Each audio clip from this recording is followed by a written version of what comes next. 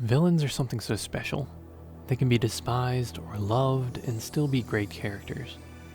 What really makes us love them so much? And why are some so wonderful and others so bland?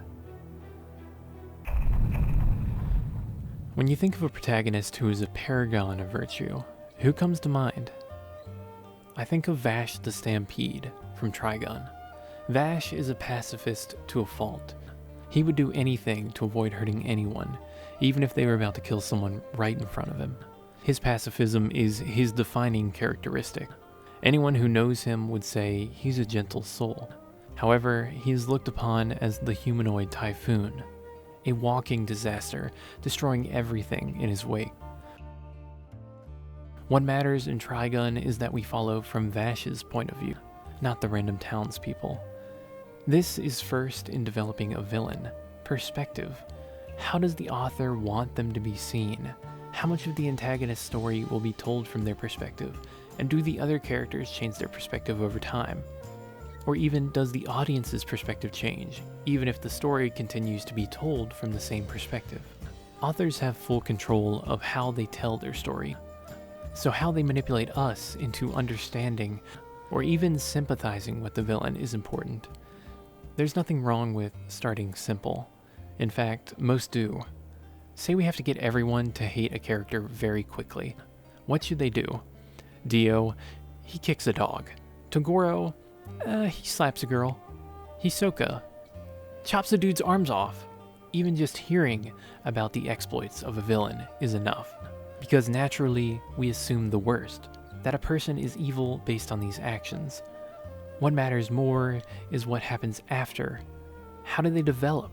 What scares people more than monsters is real, dangerous people.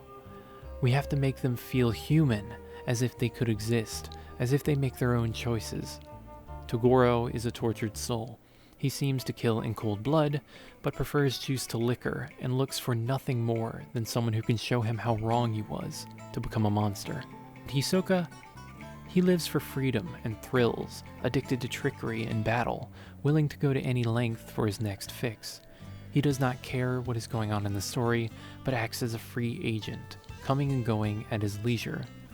These are more than characters to the audience. These are people who make choices based on their own twisted perspective. And when the author takes the time to show it, the audience understands them, reacting through dread, anticipation, or affection even, every time they appear. The villain that no one understands is rarely around for long, and the villain who everyone understands, but acts with no sense of personality, is dead before their first appearance is over. This is a simple concept. Think of it the same way you would family. Typically, the longer a person is exposed to or interacts with someone, the more attached they grow to them. And the same goes for characters. So, in the case of longer series such as One Piece, they can sometimes avoid showing many perspectives simply due to the amount of time a person will have to ruminate on a villain, or learn about other characters that expose part of that perspective. Take Blackbeard in One Piece. We've had only minor exposure to him over an incredibly long period of time, just enough to show us he is moving in the world. This allows the audience to build him up in their mind, and instead of utilizing Blackbeard's actions to build him up, the development of Luffy, of whom Blackbeard is introduced as a reflection, serves a big role in showing us how Luffy and Blackbeard's philosophies will clash in the future. I think this principle is another reason why the big bad trope is so popular in anime and other media. For a recent example, Muzan from Kimetsu no Yaiba was introduced far before the protagonist was ready to face him. But undoubtedly, this trend will continue far into the future. And it should. I'm a big fan of it. For a quick final point, we're prone to quickly categorize people based on their appearance, and what lifestyle we think they might have lived, or might live even now. If you're walking down the street at night, you're not likely to avoid a little old lady, right? By using these notions, authors can start to make us look at a character in a very particular way quickly. Look at Kira. He's well dressed, with a calm demeanor. He seems like a normal person. His outward appearance makes the fact that he's a cold-blooded murderer scarier. He could be the guy next door and you'd never know. It's why he goes unnoticed, why no one in Morio has any idea who could be committing the crime.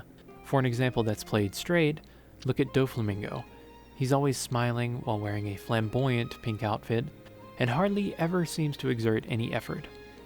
He's a mastermind. He doesn't see others as anything but lower life forms. Those worthy are worthy to serve him.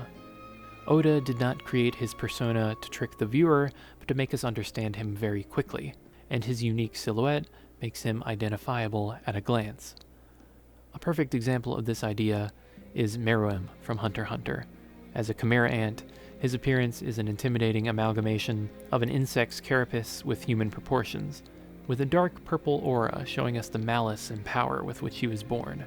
Further pushing his perfection is his appearance's reference to Perfect Cell, a powerful being who, according to Cell, was the pinnacle of all life. With this strong image to start with, Meruem's development further along in the story, which I will not spoil, becomes much more impactful. These 3 things are just a few things I read up on when I was writing a paper, and I by no means think these are all it takes to make a good villain. In fact, I think they're just a couple good things that go towards making a good character. As always, it's been a pleasure, and if you liked the video, hit that thumbs up. If you want more content, hit the subscribe button, and if you have something to say, the comments are open. Have a great one.